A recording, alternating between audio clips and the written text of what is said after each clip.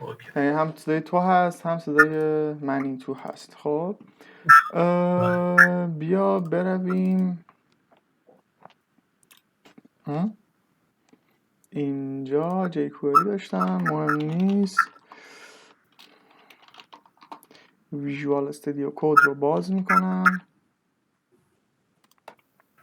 خب این هم که حالا یه ایجکسه و درتون نمیخوره.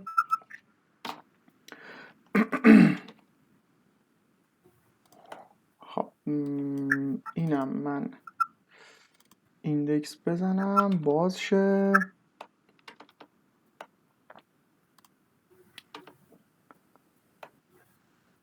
ببندمش.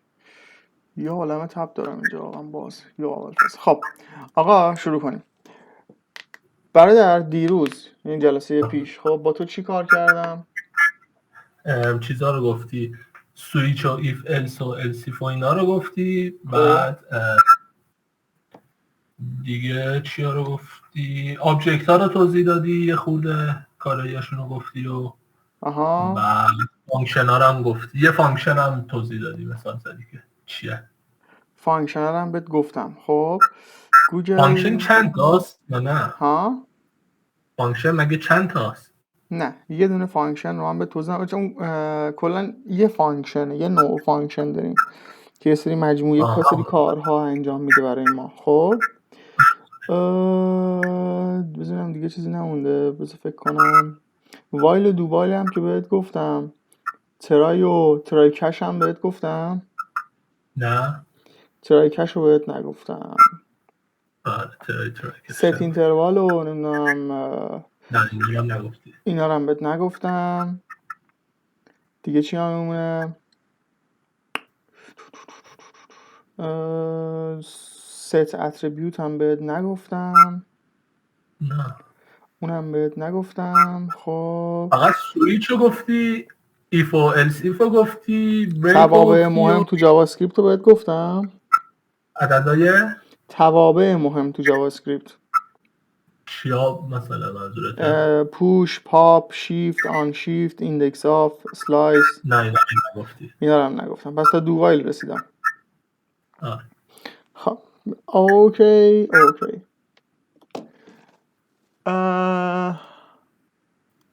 یه حرکتی میزنم. یه اسکریپت اینجا می نویسم.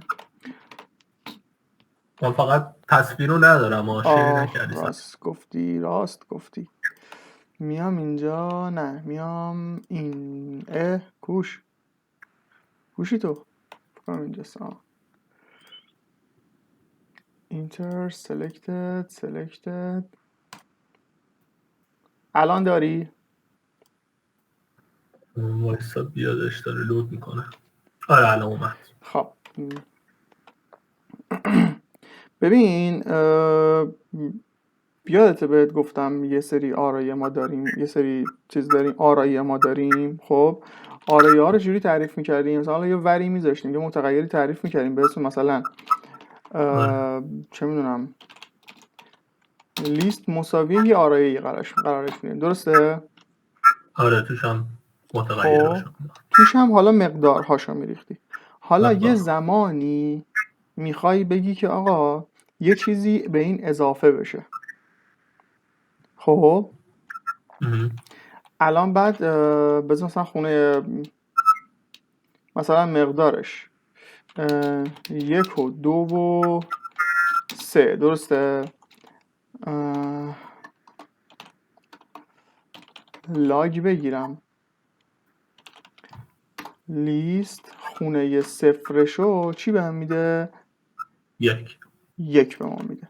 برگردم اینجا آخی اینسپکت من بگیرم، اینو بیارم بالا سورس کنسول. اینا 1 رو به من داد. خب یه چیزی داریم به اسم اری پوش. اگر خونه صفرشه، خونه 1شه، خونه 2شه، خونه 3 نداره دیگه. درسته؟ نکن undefined میزنه. یه چیزی ما داریم به اسم اری پوش. خب میای میگی داخل لیست پوش کن یه چیزی رو. الان قبلش یه چیزو بگیرم، لاگ بگیرم.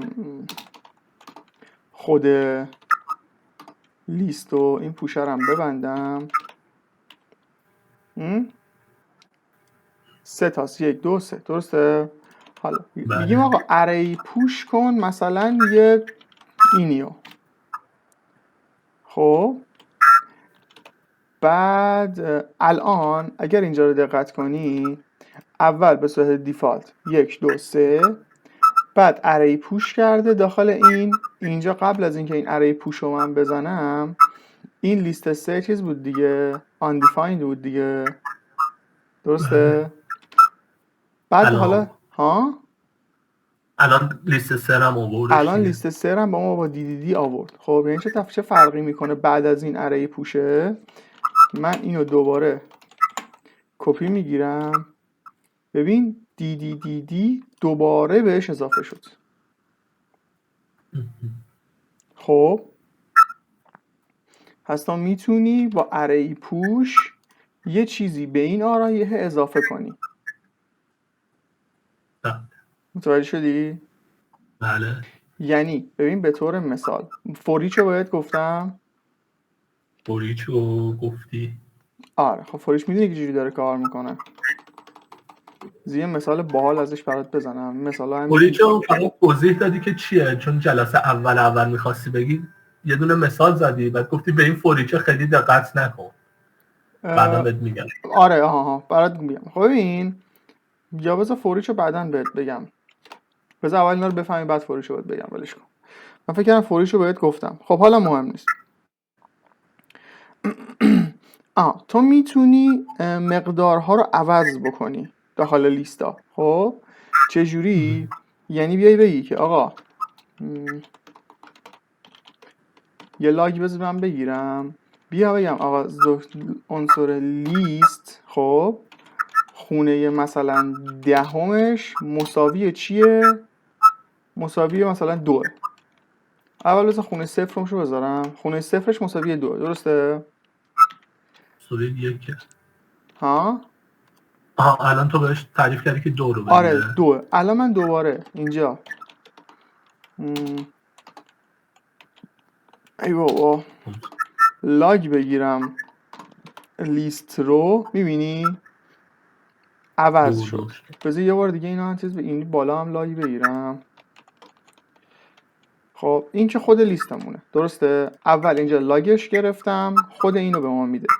بعد اینجا مقدارش رو عوض کردم مقدار صفرمش رو عوض کردم بعد دوباره لیست لاگ گرفتم مقدار جدید حالا به ما میده. نکنیم بار اول 1 2 3 2 اومد به جای 1 نشست شد 2 2 4 3. خب حالا اگر ما مقدار مثلا دهم نداریم مثلا مقدار 50 نداریم که تو این لیسته الان چه اتفاقی میفته؟ میاد میگه 1 2 3 ایمپیتی ضرب در 47 یه 47 تا خالی داریم. خب آخریش 2. فهمیدی شد؟ بله. یعنی همون چیزیه اون 50 2 شد. حتی میتونی این کارا هم انجام بدی. خب این از این موضوع. یه چیز دیگه داریم به اسم پاپ. یعنی بذار لاگ بگیرم. لاگ چرا دو لاگ تو لاگ گرفتم؟ لیست دات پاپ. پاپ میاد چیکار میکنه؟ آخرین مقدار آرایه رو دریافت میکنه. خب که شد 3. فهمیدی؟ فقط آخریه رو میگه؟ فقط آخریه. فقط این مقدار آخر رو میگیره. یعنی هر چی باشه باشه. یعنی من یه دونه 4 هم اینجا بذارم الان 4 رو دریافت میکنه. خب یکی یه چیز دیگه داریم شیفت. اری دات شیفت یعنی همون لیست ما دات شیفت چیکار میکنه؟ اون یه دونه اولی رو کم میکنه. خب اون اون یه دونه اولی یعنی بذار بعد از این اگر لاگ ای بابا ریدم تو وردپرس چیز همین ویژوال استودیو کد خیلی چیز مزخرفیه. بیام لیست رو دوباره بگیرم، اولیه رو کمش کرده مقدار اولشو. ببین اینجا خود این لیست رو گرفته، یعنی میشه 1 2 3 4. بعد لاگ گرفتم اینجا دیده ایمش، بعد شیفت کردم مقدارشو که دوباره لاگ گرفتم. حالا این یکو دیگه ما نمیده، ناکن این آشش اول این بوده بعد شده این، از اول یه دونه کم میکنه. اگه بهش خونه بگیم چی؟ به شیفت از اون فکر کنم خونه نمیگیره. فکر کنم مثلا خونه 2 رو بهش بزنم، نه خونه نمیگیره. دقیقا خونه نمیگیره. خب یه دونه دیگه داریم آن شیفت. ببین آن شیفت یه دونه اضافه میکنه. یه لحظه گوشی پسر جان. امیر پسر امیر رضا، امیر رضا برادر پور اسکندری،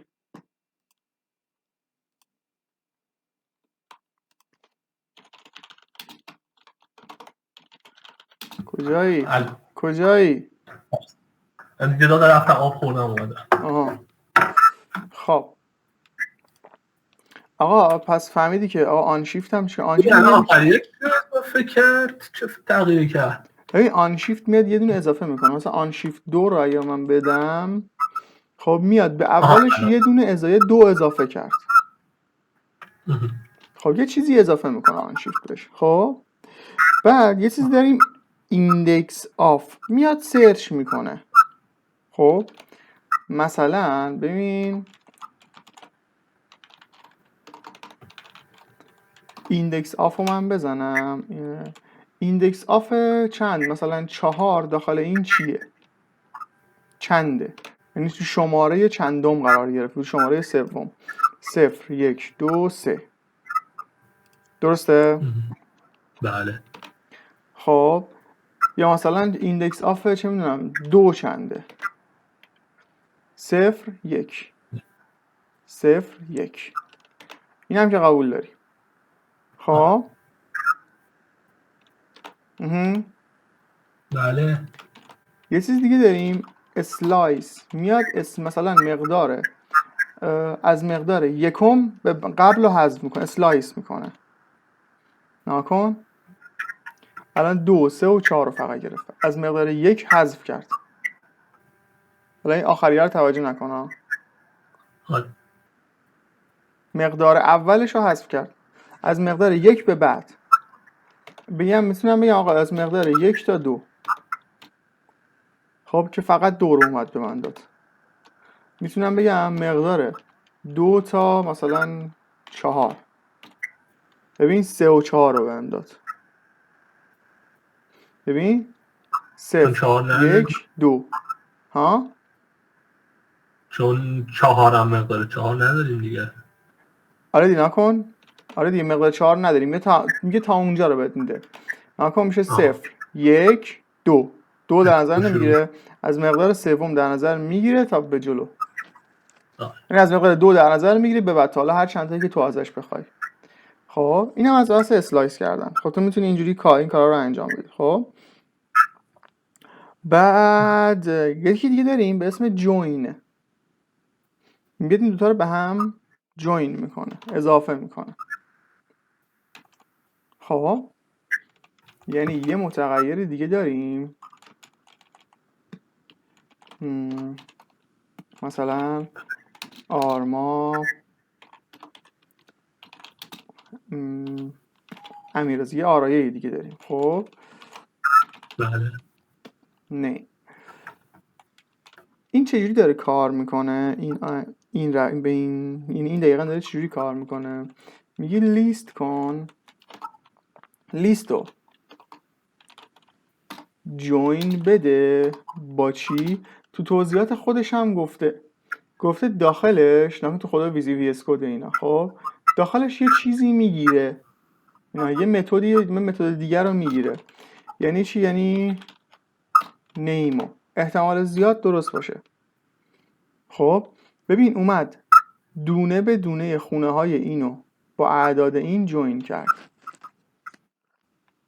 1 آرما، 2 امیررضا، 3 آرما، اینا رو با هم جوین کرد. رضا 4. فهمید چی شد؟ 1 آرما خود فقط به هم. بذار امیررضا رو من چیز کردم چسبوندم. بذار من اینو ببین چون این 2 تا مقدار داره اون 3 تا مقدار داره. بذار یه جور دیگه بهت بگم. یعنی اون 4 تا مقدار داره. بیام بگم A B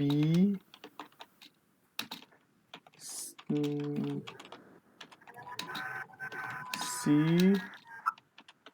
D مقدارهای جفتشون یکی بکنم. خب اینها 1 A B یه دوباره C 2 D A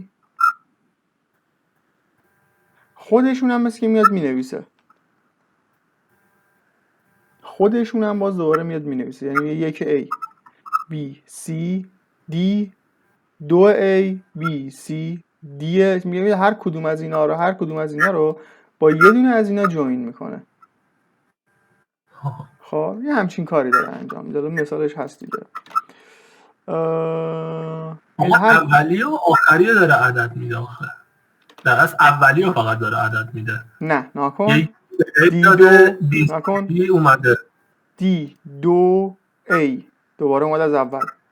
BCD دوباره اومده از اول. BCD حالا دوباره اومده از اول. خب یه همچین کاری داره میکنه. میتونی join JavaScript تو خود سایت موزیلا هم مثال access denied توضیحاتشو کامل گفته. بعد من جوین با چیز زدم. جوین با با حروف زدم. این جوین رو بزنم بکنم با عدد. ما 1 2 3 4 5 و 6 و 7 و 8 هم احتمالاً با این دیگه تو متوجه بشی دقیقاً چیه. میشه 15 6 7 825 6 7 835 6 7 84 1 1 خب با اون 5 اولی با 5 اولی. بعد 6 و 7 و 8 می نویسه. حالا 2 دوباره با 5. این 2 دوباره با 5 اولیه. 6 7 8 حالا 3 با 5 اولیه. خب 4 بعد 6 7 8 بعد 4 8 یه همچین کاری داره انجام میده. اگر جوین با یه دونه 5 من بزنم چه اتفاقی میفته؟ 1 5 2 5 3 5 4 فهمید چی شد؟ بله الان اوکی شد. میاد هر کدوم از اون مقدار رو با این مقدار رو جمع میکنه میذاره بغل هم دیگه. این از بحث جوین. یه چیزی ما داریم به اسم کانکت. کانکت میاد به هم دیگه این لیستا رو اضافه میکنه. خب A و B و C و D و D و فلان. ببین 2 تا روش داریم. یا بیایم بگیم list دات کانکت کن با چی؟ با نیم. نکن یه دونه آرایش کرده الان. این 2 تا آرایه رو به هم دیگه چسبونده. خب میتونیم بیایم بگیم لیست به علاوه نیم. ما تو PHP اینجوری میگه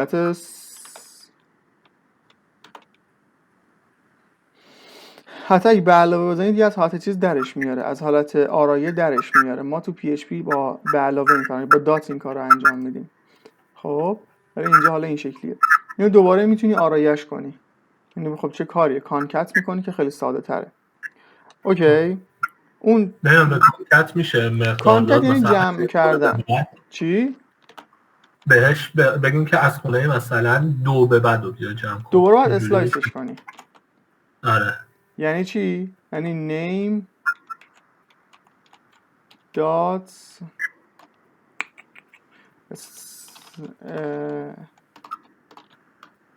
اسلایس کن از خونه 2 به بعدشو. نه B و C و D رو گرفت. اینجوری هم میشه استفاده. آره این توابع رو میشه داخل همدیگه هم استفاده کرد، بسته به نوع کار شما داره. خب دیگه ما چی داریم اینجا؟ از این روز باشه دیگه آخری روز ببندم. این توابع میشه داخل هم استفاده کرد.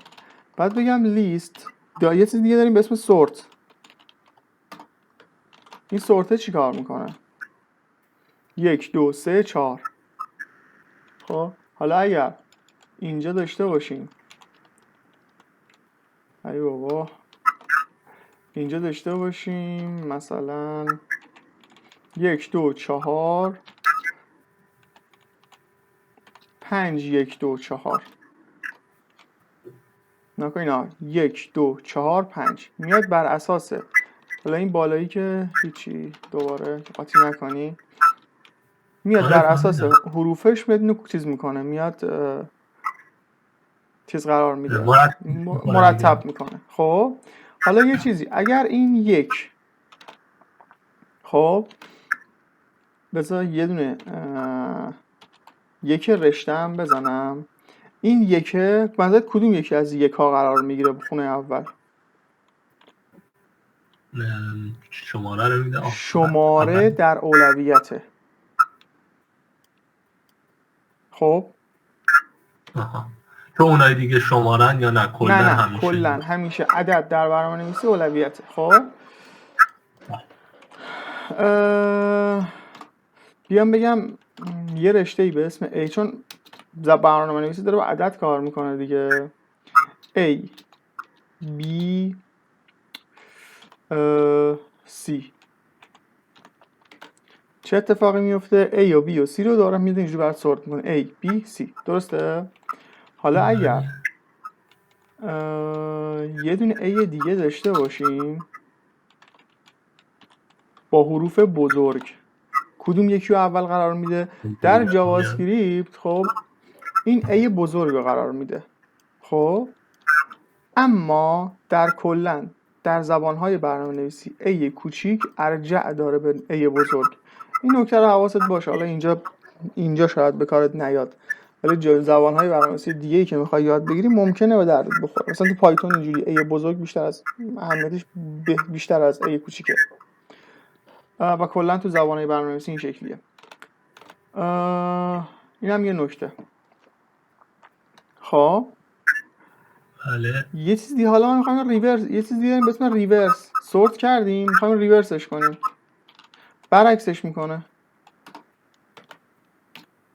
CBAA دقیقا همونو برعکس میکنه ترتیب‌هاشو دقیقا برعکس میکنه. این کار با آرایه هاست. میتونی مثلا فیلتر کنی بر اساس یه چیزی یعنی بگی لیست دات فیلتر بر اساس یه چیزی به یه کال بک فانکشنی بهش میدید. حالا بذار اینجا مثالشو بیارم فیلتر JS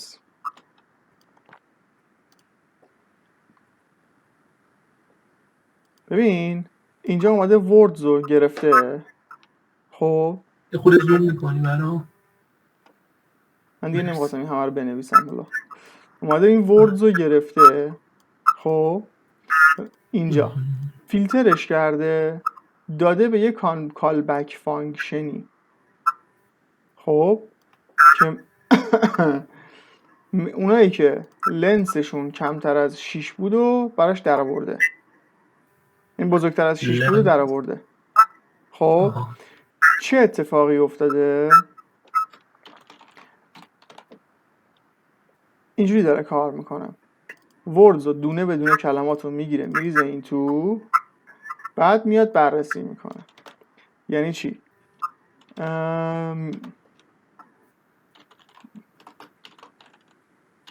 این هم بهت گفتم که یه نوع خلاصه شده یه فانکشنه دیگه، درسته؟ به اینا میگن کال بک فانکشن. خب این لیست، بذار این لیست بکنم، اینو بکنم لیست، اینجا بدم لیست. هر کدوم هر بار که این داره اجرا میشه این حلقه، یه بار A رو از این میگیره میریزه این تو، اونجا اتفاق چیز میکنه، اونجا بررسیش میکنه.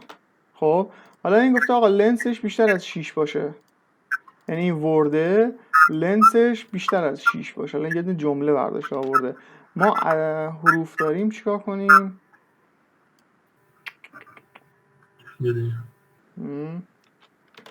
بذار ما از همین استفاده کنیم.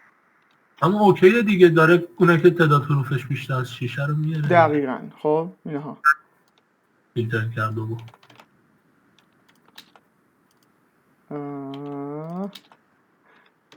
بر اساس یه چیزی فیلتر میکنیم میاد بیرون.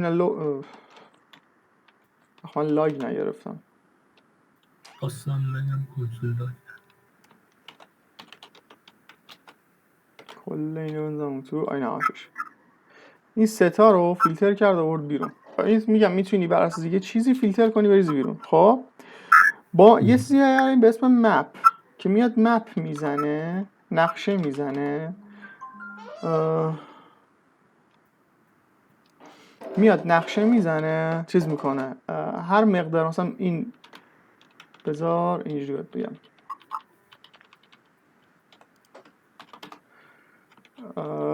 اینا همش که تبدیل به عد حرف نمیشه، ولش کن. A و B و C رو داریم دیگه، درسته؟ این هم بذار بکنم پاکش کنم.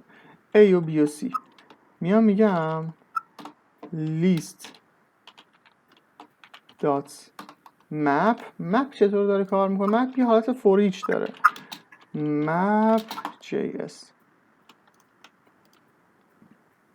نه میگه این به آرای یک یه مقداری برید وایسا اینجوری بگم اینجوری بهتر میفهمی. میگه لیست رو بگیر یه مپ بزن. خب من دارم روی اینا بهت میگم که اینا رو هم خوندنش رو یاد بگیری. یا نکن آرای اولو میگه بگیر، خب یه مپ بزن به ازای هر یه دونه از اینا، یعنی هر بار که اجرا شدی یه دونه از اینو بگی بریزین تو، اینو بگیر بریزین تو بار دوم، اینو بگیر بریزین تو، اینو بگیر بریزین تو. خب بعد فانکشن رو صدا بزن، یعنی دونه دونه فانکشن رو صدا بزن. میاد میگه خب لیست رو بهش دادیم، میریزیم داخل یه کال بک فانکشنی مثلا به اسم چه میدونم اینو بذار بکنم لیستز، اینو بکنم لیستز لیست. خب بعد بیام بگم اوکی مثلا 11 رو جمع کن با لیست. چه اتفاقی داره این وسط میفته؟ ور ال مساوی، خب لاگ من بگیرم ال این وسط داره چه اتفاقی میفته؟ ببین 11 رو جمع کرد با خونه های هر کدوم از اونا، نه 11 A 11 B 11 C. اگر عدد داشتیم مثلا عدد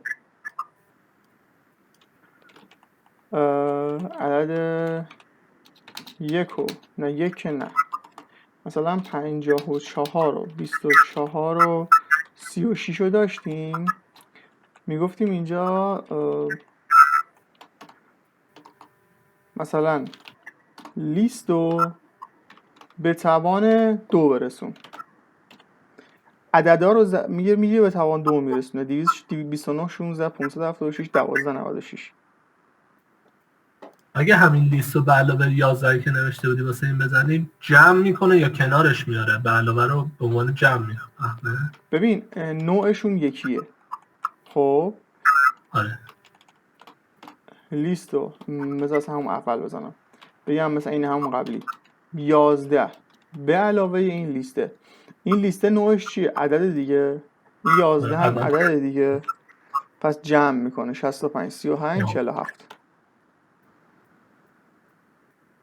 اوکی. اگه میخواستیم بگیم که مثلا بغلش بیاد چی؟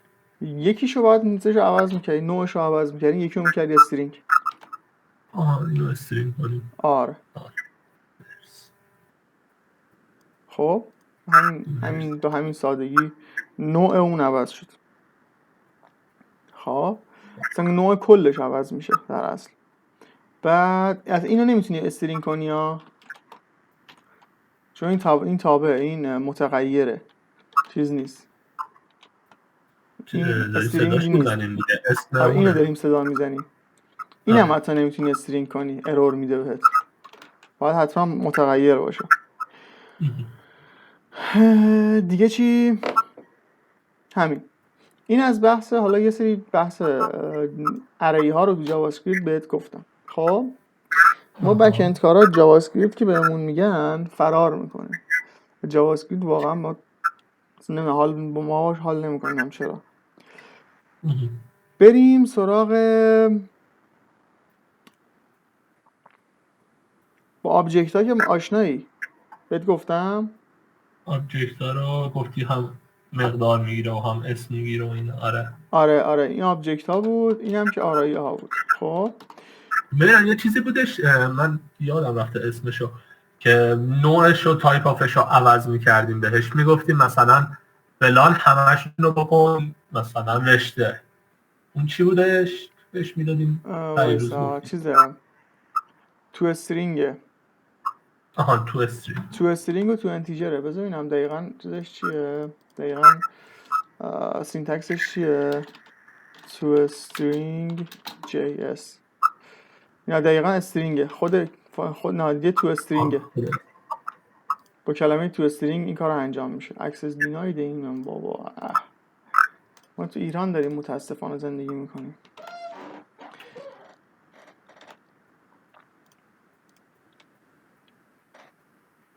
مثلا 11 دات تو استرینگ نامشش به صورت فانکشن هم هست. چی شد؟ انسپکت توکن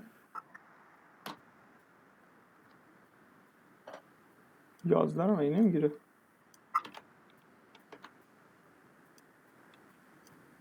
بذارینم ور a مساوی 11. خب اوکی a دات تو string. خود 11 رو نمیگیره، حتما باید بریزش تو متغیر که اینجا برات انجام بده.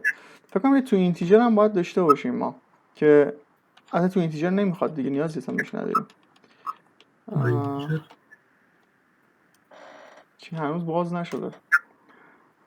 متوجه شده چی شد؟ این اونم بحث تو استرینگ. خب عدد رو میکنی رشته.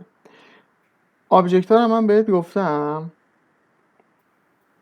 حالا بریم سراغ بحث ترای کش. که ترای کش یه تقریبا مهمیه. یه چیزی رو ترای میکنه، ارورش رو میریزه داخل. ببینیم به درد چی میخوره. تو وقتی میخوای وصل شی به یه دونه API یا میخوای وصل شی مثلا به دیتابیس، این به دردت میخوره. میای مثلا حالا اولا مثلا یک به علاوه یک میشه دیگه، درسته؟ لایک بگیر اینو، درسته دیگه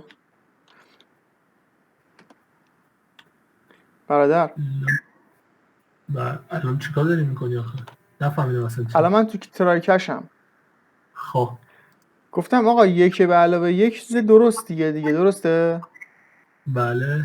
خب اگه ارور بود پس اینجا نباید لاگی برا من بگیره. میبینی که لاگ نمیگیره، درسته؟ ولی یک به علاوه چه میدونم استرینگ SSS نمیشه، پس ارور برای من برمیگردن. نه میشه، ببخشید. آره ضرب در. باید حتما باید بریزش تو متغیر، مثلا b مساوی یه چیزی. این اشتباهه. خب الان ارور برگردونی دی اومد. این دی که این پایین نوشتم این اروره، این اشتباهه. خب اینجا اگر الان لاگ بگیرم ارور رو، رفرنس ارور بهت میده ولی شبیه به ارور نیست. ارورهای جاوا اسکریپت این شکلیه، میبینی تو کنسول، ولی این رنگ نداره. خب یه چیزی داره، میتونی بگی ارور دات تایتل،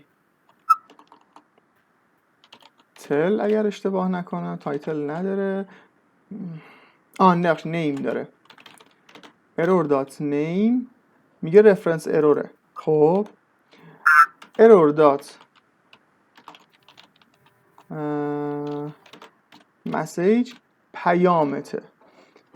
این رشته is not defined. میتونی با اینا این کار رو انجام بدی. خب ببینم الان ترایکش با مثلا السیف چه فرقی داره آخه؟ این اول امتحان میکنه، این فقط امتحان میکنه. خب این برای وصل شدن به دیتابیسیه.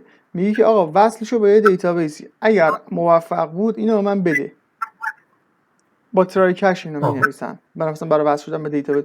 که مثلا می‌خوای وصل چی به یه API، میگه این کار، میگه با این باید این کدشو بزنی، باید اینو ترای کنی. ایف نیست، اون با ایف این کار انجام نمیشه. خب تو مثلا میگی که آقا وصل شو به یه دیتابیسی، اگر وصل شد که هیچی، اگر وصل نشد مثلا این رو به من بده. تو میتونی مثلا بیای تو اینها یه ایف من باید بنویسم تو اینجا بنویسیش.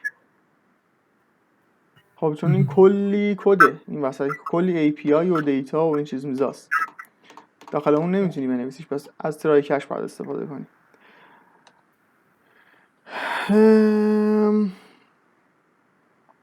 یه چیز دیگه هم ما داریم اینجا. حالا ارور ما داد دیگه، یه دونه ارور مسیج بود، یه دونه چیز. میتونی کاستوم هم بهش چی بدی؟ ارور تو بهش بدی، ارور کاستوم بهش بدی. با چه کلمه ای؟ THROW true. حالا مستقیم یه رشته ای بهش میدی، مثلا این یک اروره.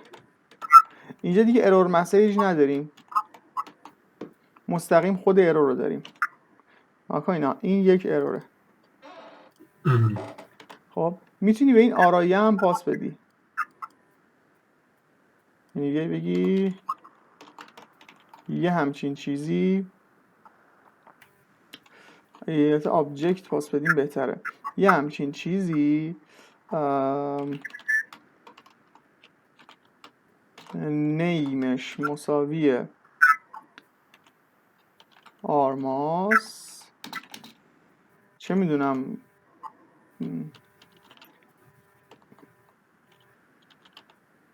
ارورش مساویه مثلا 254.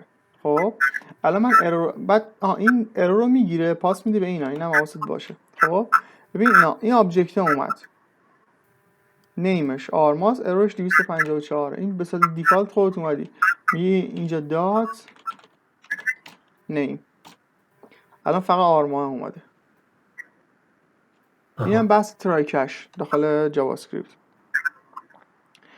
یک چیز دیگه هم داره ترای کش به اسم فاینلی. خب فاینلی میاد چیکار میکنه؟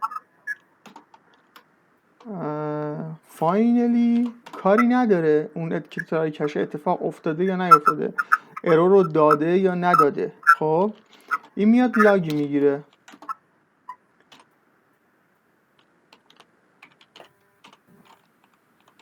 الان این درسته دیگه. خب اون کاری نداره، در هر صورت این فاینلیه رو اجرا میکنه.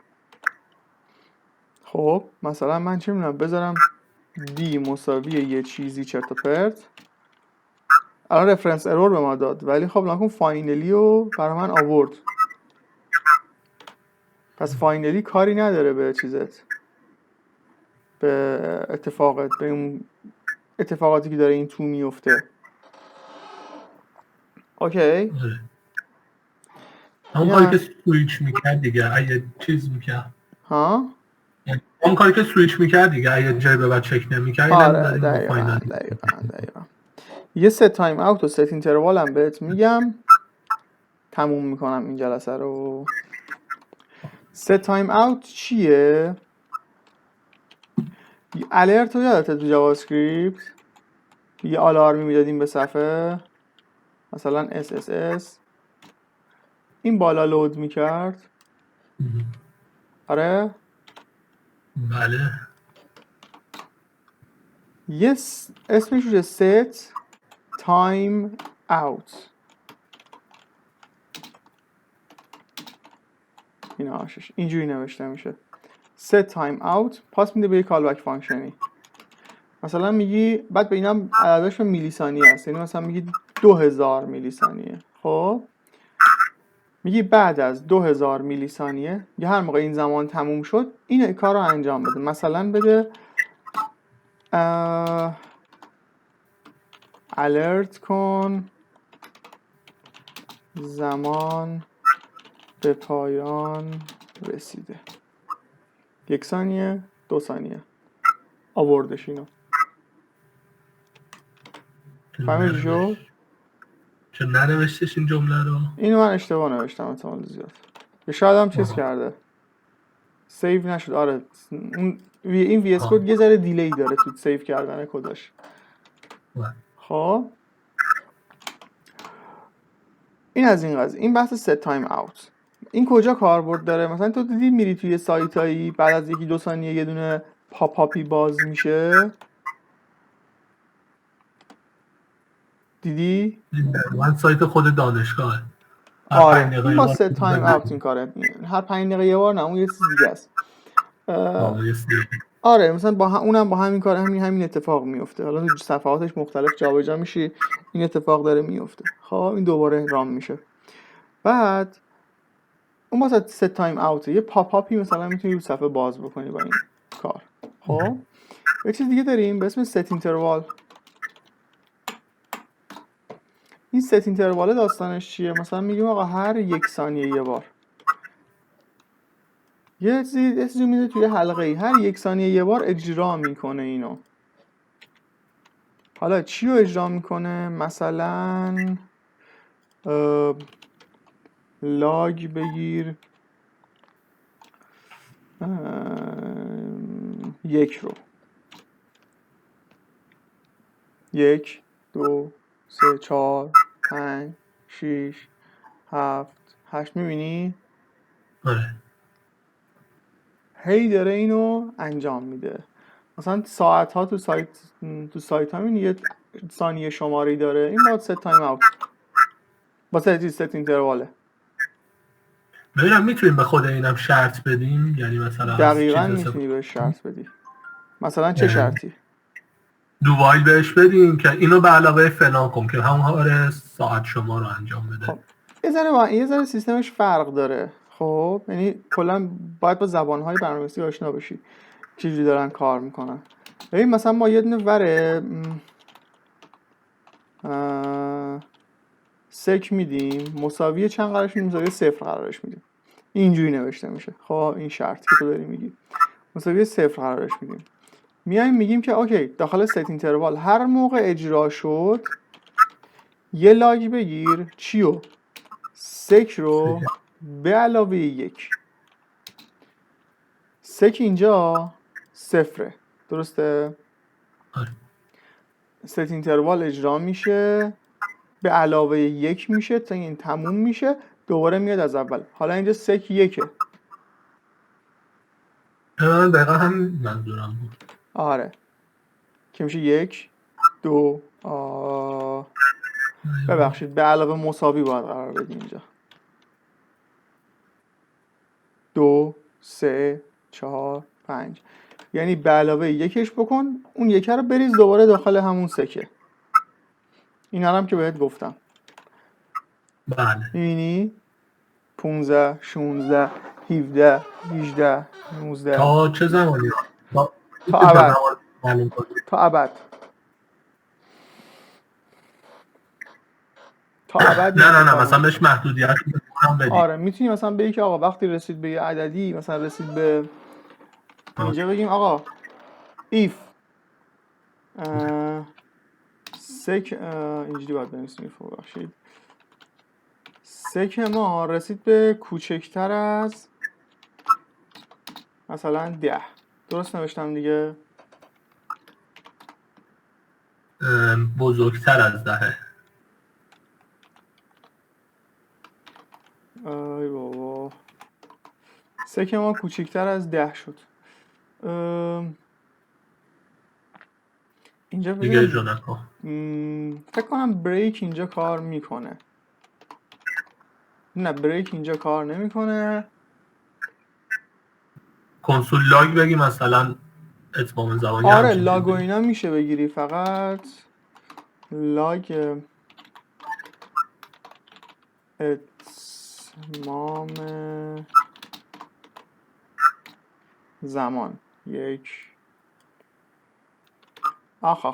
توش نباید بگیری. توش نباید بگیری. آره باید بیرون بندازی. باید زیر اون بندازی.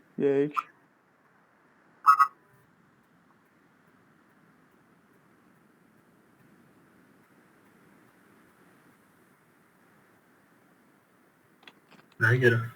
اتمام زمان رو نباید بهش آرایش بکنی که بفهمه؟ نه اتمام زمان رو فکر کنم اینجا باید، چون از اینجا داره میاد میخونه. بذار من اینم بکنم 3.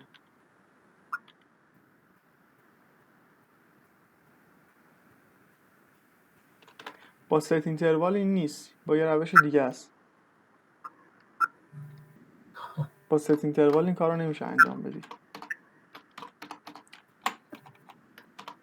با ست اینتروال این کارو نمیشه انجام بدی. یعنی با یه همچین روشی داره ها. خب باید جای دیگه مقدار بریزی، مقدار پوش کنی این ور، یه همچین مسخره بازیایی داره که حالا من انجامش ندادم، نمیدونم چه جوریه. ولی خب قاعدتا باید بشه تو شرط هم بذاری. حالا به روش خودش که باید بگردم دنبالش پیداش کنم روششو. و اینم از بحث ست اینتروال.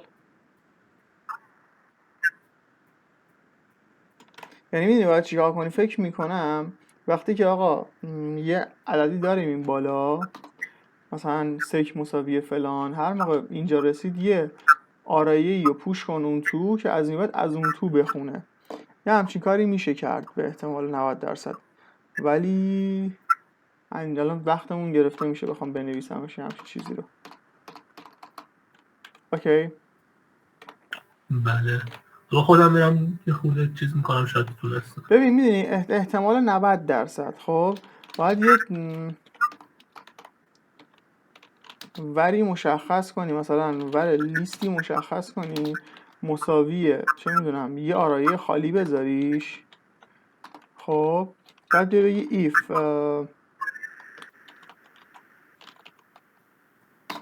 لیست من، نه دیگه،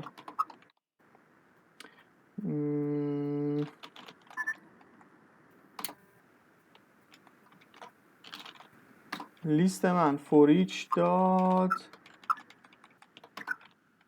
اینجا ای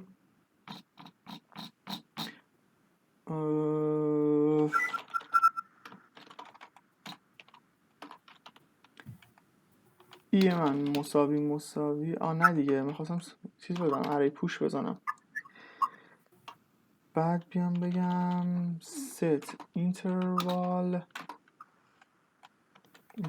هر 1 ثانیه. بعد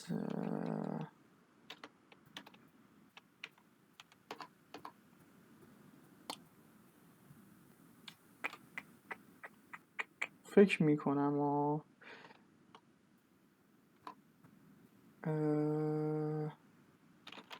ور A مساوی 0 set interval بزرگتر بدی فکر کنم جور در بیا، همون اونی که اول نوشته بودی ایف کوچیکتر از 10 دادی ثانیه رو، فکر کنم بزرگتر از 10 بدی این درست میشه.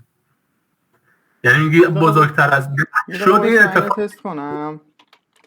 میگم آقا داخل این یه پوش کن چی رو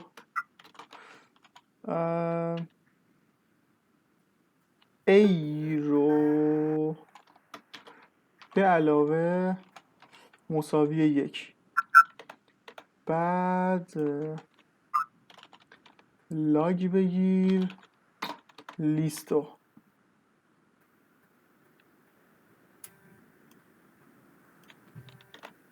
به این نمیرسه، احتمالا باید این پایین بذارمش که این اجرا بشه.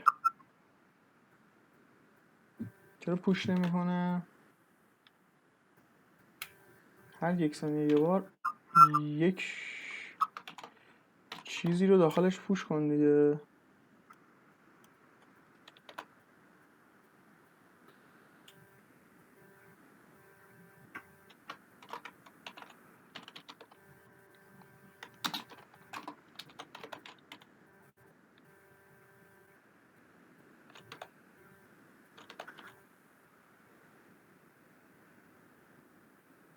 این داره الان توی این پوش میکنه، خب ولی این الان خالیه.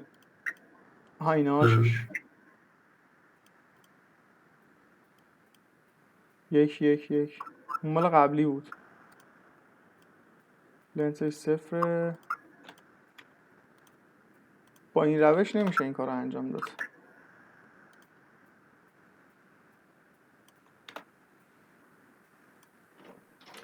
آقا باشه ولش کن اینو.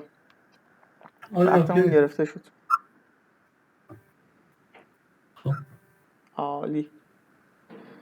باشه برو کاری نری. من فیلم اینو میذارم یوتیوب. باشه قربان شما. مرسی. برای فردا شب. آره فردا شب. باش. قربان شما. خداحافظ. خداحافظ. خسته نباش. مرسی.